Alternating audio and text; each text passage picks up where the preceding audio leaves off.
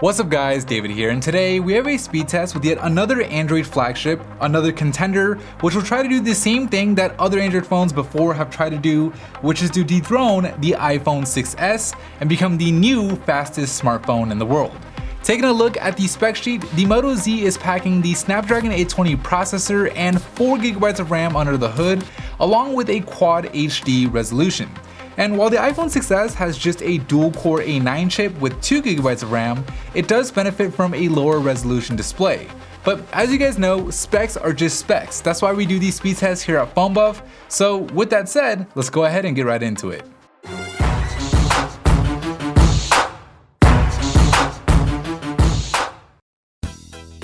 Alright, so we'll start this thing like we always do by starting the stopwatches on each phone and then jumping into the first row of system apps, where the Moto Z's faster animations give it the early lead as it moves on to the gaming row with a bit of a head start. And if the last speed tests are any indication, it's going to need as much help as it can get, as the iPhone 6s has proven to be a beast in this gaming row, with it already passing the Moto Z and Subway Surfers to gain the lead as it finishes up Angry Birds. So about halfway through this first lap, the iPhone 6s is proving why it's the undefeated PhoneBuff style speed test champ, with it pulling even further ahead, now almost a full lap in front of the Moto Z. Of course, there is still plenty of time for a comeback. We've seen it happen with other phones plenty of times before, so it can certainly happen here again if the Moto Z can somehow manage to start chipping away at the iPhone's lead one app at a time. And if the Moto Z can go faster in any one app, its best chance at a comeback is here in Lapse-It, where both phones create a time lapse from the same exact video file. But as you can see, the iPhone 6s is just about done with Lapse-It,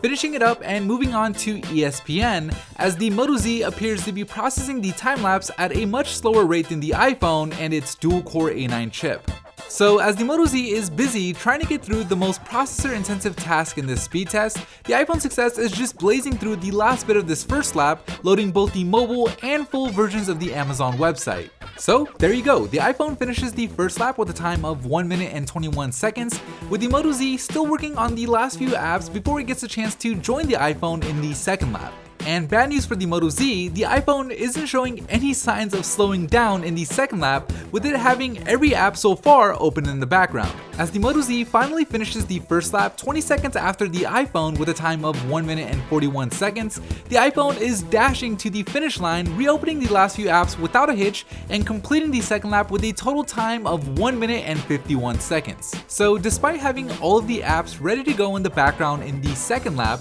it was just too little too late for the Moto Z, with the phone finishing the speed test with a total time of 2 minutes and 6 seconds, making the winner and still PhoneBuff style speed test champ the iPhone 6s. Thank you guys for watching, and as always, I'll see you in the very next episode.